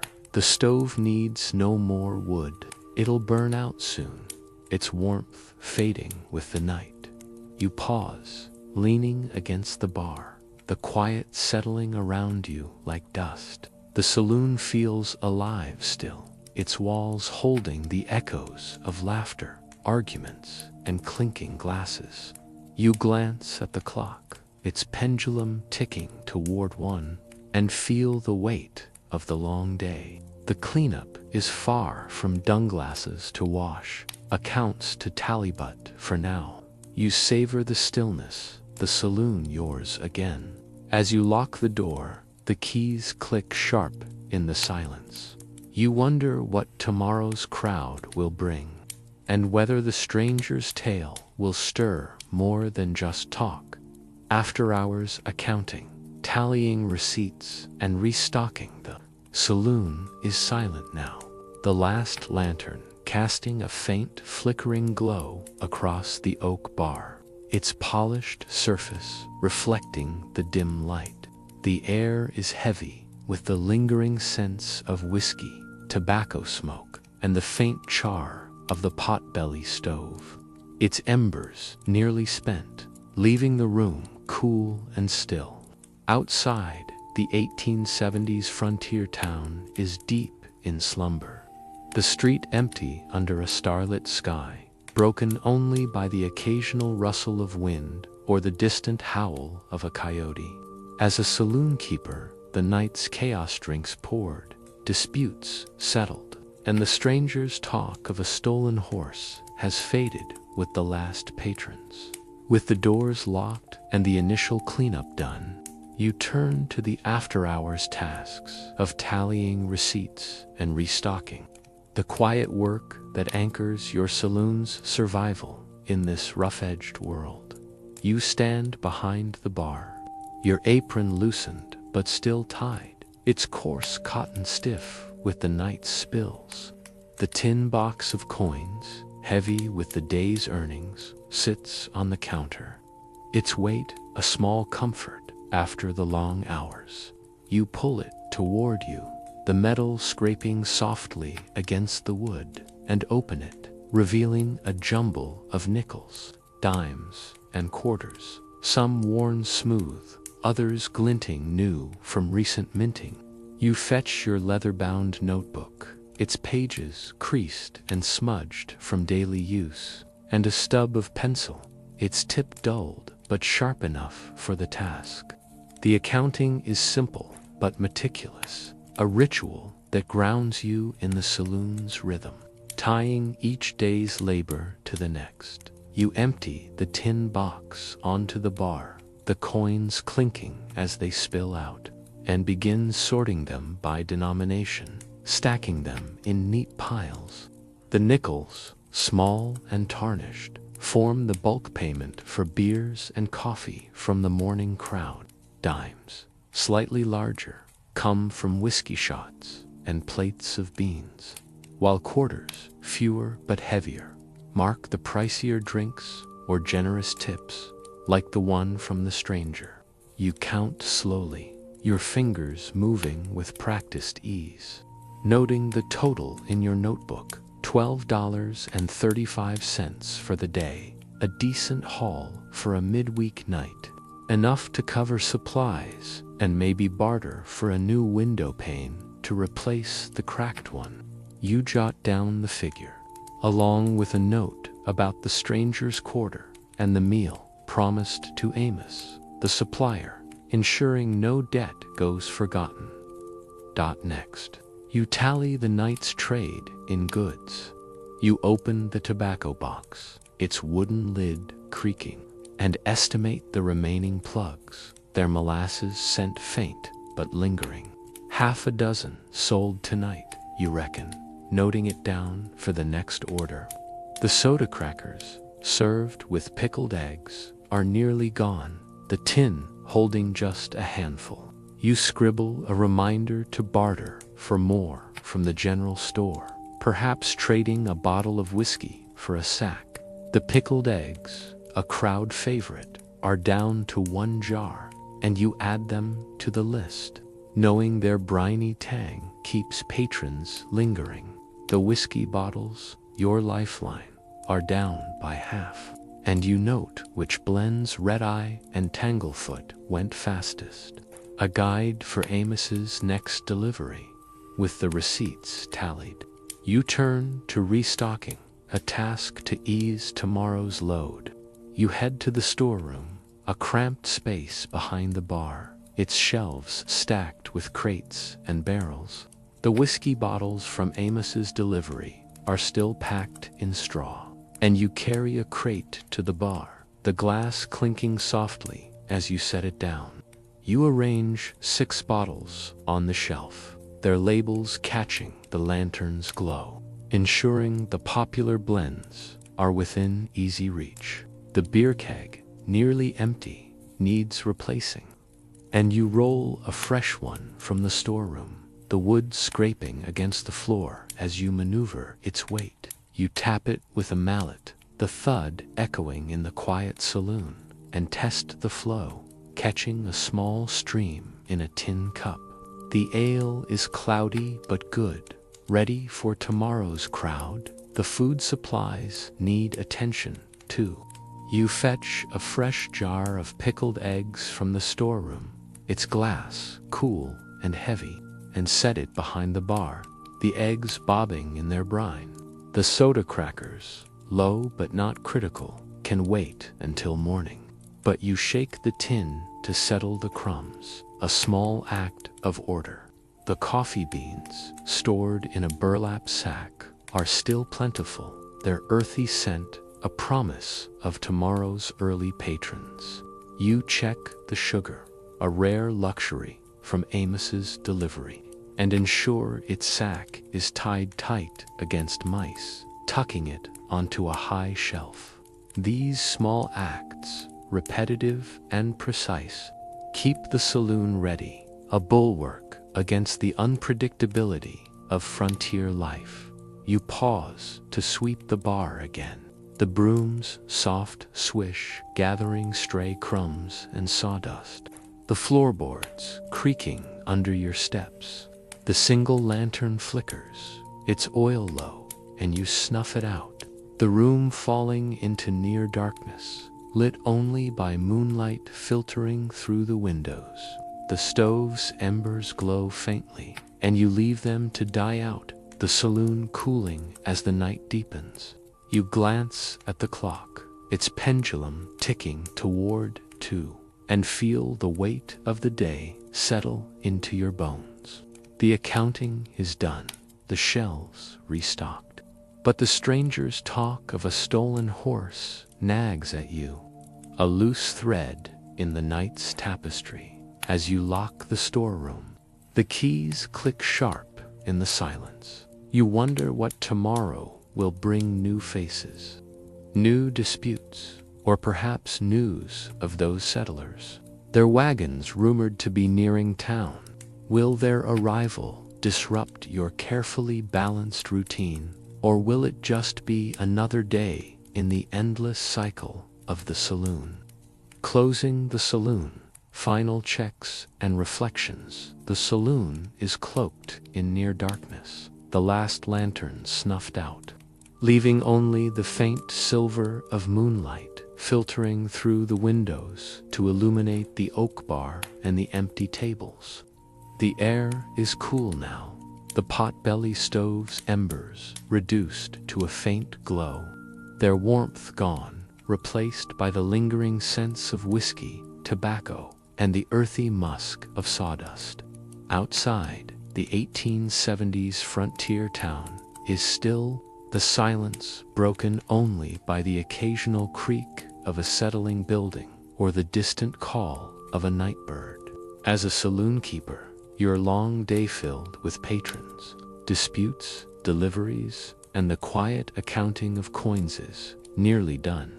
With the receipts tallied and the shelves restocked, you turn to the final checks and reflections, locking up the saloon and pausing to consider the day's events and what tomorrow might hold, including the shadow cast by the stranger's tale of a stolen horse. You stand behind the bar, your apron untied and draped over a stool, its coarse cotton stiff with the day's work. The saloon feels vast in its emptiness, the tables silent where hours ago they hosted laughter and arguments. You move through the room with a lantern in hand, its dim light casting soft shadows as you perform the final checks.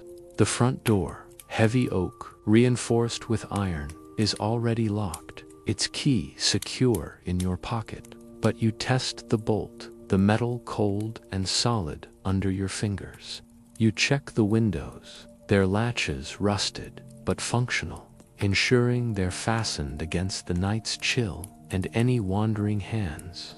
The cracked pane, noted earlier, holds for now. But you add it to your mental list for tomorrow's barter with the glazer. You walk the room, your boots scuffing softly against the sawdust floor, and inspect the tables. The poker and faro boards are stored, their cards and dice tucked away. But you straighten a chair left askew, its wood creaking under your touch. The spittoons emptied earlier gleam faintly in their places, and you nudge one back into alignment, the brass clinking softly. The bar itself is clean, wiped down in the last cleanup, but you run a hand along its edge, feeling for any overlooked stickiness. Satisfied, you check the shelves one last time, ensuring the whiskey bottles are secure, their corks tight, and the beer keg is ready for the morning. The jar of pickled eggs sits sealed, the soda crackers safe in their tin, and the coffee beans tucked away from pests. The storeroom is next. You step into the cramped space, the lantern's light revealing crates and barrels stacked against the walls. You check the lock on the inner door, a precaution against theft, and test the shelves, ensuring they're sturdy under the weight of supplies. The sugar sack, a precious commodity, is tied tight, and you adjust it slightly, the burlap rustling under your fingers. A quick scan confirms nothing's out of place, no signs of mice or damage from the day's heat. You lock the storeroom, the keys click sharp in the quiet, and return to the main room. The lantern's glow your only companion. With the physical checks done, you pause at the bar, setting the lantern down and pulling out your leather-bound notebook. You flip to the day's page, the pencil marks smudged but legible, $12.35 in coins. A note about Amos's meal and reminders for crackers, eggs, and a window pane. You add a final entry, stranger, St. Louis, horse trouble, a shorthand for the unease that lingers from his words. The saloon is a crossroads for stories, and you've learned to trust your instincts when one feels like it might spill over. The settlers, to weigh on your mind, their rumored arrival, stirring talk of new goods and new tensions. You close the notebook, tucking it under the bar, and feel the day's weight settle into your shoulders. You extinguish the lantern, the room plunging into darkness, the moonlight barely outlining the familiar shapes of the bar and tables. The saloon is yours now, a silent partner in the endless cycle of frontier life. You step outside, locking the front door behind you. The keys turn final and satisfying. The night air is crisp, carrying the faint scent of dust and sage, and you pause on the boardwalk, glancing down the empty street.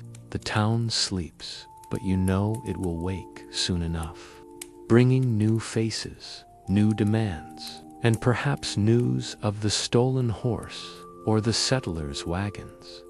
As you walk toward your small room behind the saloon, your boots crunching softly on the dirt, you reflect on the day, the morning's quiet coffee, the midday bustle of meals, the evening's lively chaos, and the night's careful accounting, all part of the saloon's rhythm, a balance you've honed through years of labor. The stranger's story nags at you, a reminder that trouble often rides in unannounced, but so does opportunity. Tomorrow will bring its own challenges, perhaps a confrontation over that horse, or the first glimpse of those settlers. But for now, the saloon is secure, its doors locked, its heart quiet. You reach your door, the night's chill seeping through your shirt, and glance back at the saloon, its silhouette dark against the starry sky. What will the new day bring to your doorstep, and how will you meet it in this ever-turning cycle of frontier life? Dawn's new beginnings, reopening, and rumors. The first light of dawn creeps over the horizon, its pale glow filtering through the saloon's windows, casting soft shadows across the oak bar and the sawdust floor, still marked by the faint traces of last night's chaos. The air is cool, carrying the crisp scent of morning dew mixed with the faint, stale remnants of whiskey and tobacco from the hours before. Outside, the 1870s frontier town stirs slowly. The creak of a wagon wheel and the soft cluck of chickens signaling the start of another day. As a saloon keeper, your night ended late, with the doors locked and the stranger's talk of a stolen horse lingering in your thoughts. Now, as the clock's pendulum ticks toward 5, you rise to reopen the saloon, preparing for the morning crowd while the weight of yesterday's rumor settlers disputes, and potential trouble hovers like dust in the air. You step into the saloon from your small room out back, your boots scuffing against the floorboards, the familiar creak grounding you in the day's routine. Your apron, stiff from yesterday's spills, hangs on a hook and you tie it on, the coarse cotton settling against your shirt. The room is quiet, its tables and chairs still aligned from last night's cleanup, but the air feels heavy with the promise of a new day's challenges. You light the potbelly stove, the kindling catching with a soft crackle, and set a pot of water to boil for coffee. The rich, earthy scent of beans soon filling the space as you grind them with the hand crank mill. The familiar task steadies your hands, though your mind drifts to the stranger's story and the settlers' wagons. Rumored to be nearing town, you sweep the floor, the broom's soft swish gathering the last of yesterday's sawdust, now clumped with dried mud and tobacco stains. You scatter fresh sawdust from a sack, its woody scent mingling with the coffee, and check the bar, wiping down the oak with a damp rag to remove any lingering stickiness. The shelves, restocked last night, hold rows of whiskey bottles, their labels, red-eye, tanglefoot, catching the dawn's light. You tap the beer keg, its flow steady after last night's replacement, and set out tin mugs, their dented surfaces gleaming faintly. The jar of pickled eggs is ready, the soda crackers replenished, and you place a small plate of cornbread traded yesterday on the bar, its crusty edges a quiet offering for early patrons. The front door creaks open, admitting the first customer of the day, the clerk from the general store, his coat still frayed at the cuffs, his ledger tucked under his arm. "Morning," he says, his voice soft, and you pour him a coffee, the steam curling upward as you slide the mug across the bar. He drops a nickel, and you tuck it into the tin box, the familiar clink, a small anchor in the morning's quiet. He settles at a table by the window, scribbling in his ledger, but his eyes flick to the street, and you sense he's waiting for something or someone. You keep an ear open, knowing the saloon is where rumors take shape, and the clerk's presence often signals news. As you polish a glass, the door swings open again, this time with a heavier step. It's the blacksmith, his hands still blackened from the forge, his apron singed. He orders coffee and leans against the bar, his voice low. "Heard the stranger last night," he says, stirring his coffee with a tin spoon. "That horse business, it's tied to the Bar T Ranch.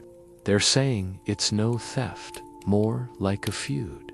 You nod, keeping your face neutral, but your mind races. The Bar T is a big outfit, its hands frequent patrons, and a feud could mean trouble spilling into your saloon. You file the information away, knowing it'll matter when the evening crowd arrives. Another patron enters, a trailhand, his spurs jingling faintly, his hat dusty from the road. He orders coffee and a slice of cornbread, and you serve him quickly, the plate scraping softly against the table. As he eats, he mentions the settlers, his voice casual but edged with curiosity. Wagons spotted a day out, he says, chewing slowly, bringing tools, cloth, maybe even a new preacher. The clerk looks up, his pencil pausing, and you feel the room's pulse shift, the news landing like a stone in still water. Settlers mean trade, but they also mean new faces, new rivalries, and new demands on your stock. You move to the stove, adding a log to keep the fire steady, the wood hissing as it catches. The saloon is waking, its rhythm building with each patron, but the morning's quiet gives you space to think. The stranger's tale of a stolen horse, now tied to a feud, and the settler's imminent arrival weave together in your mind threads of a larger story that could reshape the town. You check the clock nearing 6 and know the day will soon fill with familiar tasks, serving meals, checking supplies, setting up games. But the rumors linger, a reminder that the saloon is more than a business. It's a stage where the frontier's dramas unfold. As you pour another coffee for the trailhand, a distant rumble reaches your ears. Wagons, perhaps, or just a freighter passing through. Is it the settlers, arriving earlier than expected, or another delivery to test your bartering skills? And what of the bar tea feud? Will it bring angry ranch hands to your door tonight? You wipe your hands on your apron, ready for whatever the day brings. The saloon, your steady ground in the shifting sands of frontier life. Midday stirrings, serving patrons and sifting rumors. The sun climbs high over the frontier town, its midday heat seeping through the saloon's open door, warming the oak bar and stirring the fresh sawdust scattered across the floor. The air hums with the rich aroma of coffee, now joined by the savory scent of beans simmering on the pot-belly stove, their earthy warmth blending with the faint, lingering traces of last night's whiskey and tobacco. Outside, the 1870s settlement pulses with life. Wagons rattle down the dirt street, voices barter at the general store, and the distant clang of the blacksmith's hammer echoes like a heartbeat. As a saloon keeper, your morning has given way to the midday rush, the saloon filling with patrons seeking a quick meal or a moment's respite, the clerk's quiet vigilance, the blacksmith's talk of a bar tea feud, and the trailhand's news of settlers' wagons now just a day away hang in your mind, threads of a story that could unravel the saloon's careful rhythm. You stand behind the bar, your apron tied tight, its coarse cotton stained with fresh splashes of coffee.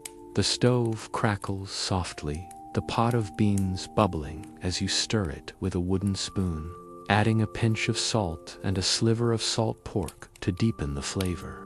The tin plates are stacked, their scratched surfaces gleaming, and a basket of soda crackers sits ready, its contents dwindling fast as the lunch crowd grows. You slice a loaf of cornbread, the crumbs scattering across the bar, and set the pieces on a platter, their golden crust a draw for hungry patrons. The saloon's simple fare: beans, cornbread, pickled eggs is a lifeline in a town where fresh food is scarce, and you move with practiced ease, serving plates and pouring drinks to keep the room humming. The door swings open, admitting a group of trailhands, their boots caked with red clay, their hats dusty from the plains. They settle at a table near the window, calling for beans and coffee, and you serve them quickly, the tin plates scraping against the wood as you set them down. "Water's fine," one says, and you pour from a pitcher, the liquid cloudy but cool, drawn from the rain barrel out back. They toss dimes onto the table, the coins clinking as you sweep them into your apron pocket. Their weight a small tally of the day's trade. The clerk, still at his table, glances up from his ledger, his eyes sharp, and you sense he's listening, catching fragments of talk as the room fills. A new face enters, a wiry man with a weathered coat, his spurs quiet, his gaze restless. He orders whiskey, a rare midday choice, and leans against the bar, his voice low. "Heard about the bar tea trouble," he says, sipping the amber liquid, its sharp temps cutting through the air. "Rancher's boy claims that stranger from last night took his horse. Bar tea hands are riled, sayin' they'll settle it themselves." You nod, keeping your expression steady, but your stomach tightens. The stranger's story, dismissed as a feud by the blacksmith, now carries a sharper edgy rancher's son, a stolen horse, and a crew of hands itching for a fight. Trouble like that could spill into your saloon tonight, testing your knack for keeping the peace. You pour another coffee for the clerk, who's now scribbling faster, his pencil scratching as he mutters about the settlers. "Wagons'll be here by sundown, they say," he tells you, his voice barely above a whisper. "Bringing tools, cloth, maybe trouble if they're staking claims near Bar Tea Land. The trail hands over here, one snorting into his beans. More mouths to feed, more fights to break up," he says, half laughing, but his eyes are hard. You file the news away, knowing settlers could mean new customers, but also new rivalries, especially if their claims clash with the ranch's sprawl. The saloon, a crossroads for the town's tensions, will feel the ripples first. The room grows louder, the tables filling with a mix of regulars and strangers, surveyors sketching maps, a pair of miners arguing over a claim, a freighter pausing before his next run. You move between them, ladling beans, refilling mugs, and wiping spills with a rag now heavy with grease. The cornbread is nearly gone, and you make a mental note to barter for another loaf, perhaps trading a shot of whiskey at the general store. The pickled eggs, a crowd favorite, are down to half a jar, their briny scent sharp as you serve a plate to the miners. You keep the stove stoked, the fire hissing as you add a log and crack a window to let in a breeze, the air carrying dust and the faint sweetness of prairie grass. As you wipe the bar, the door creaks again, and a bar tea hand steps in, his face taut, his hand resting on his belt where a pistol would be if you didn't enforce your no-weapons rule. He orders a beer, his voice clipped, and you draw it carefully, the foam rising in the mug as you slide it across. "Seen that stranger today?" he asks, his eyes scanning the room. You shake your head, keeping your tone even. "Gone by dawn," you say, though you're not sure it's true. He grunts, downs the beer, and leaves a nickel, his boots heavy on the floor as he strides out. The room doesn't notice, but you do, the air feeling heavier, like a storm brewing. You glance at the clock, its pendulum ticking toward noon, and feel the day's rhythm building. The saloon is alive, its tables buzzing with talk of settlers and feuds, its air thick with the scents of beans and coffee. You pour another round, the whiskey glinting in the sunlight, and wonder how the bar tea trouble will play out. Will it erupt tonight, or will the settlers' arrival shift the town's focus?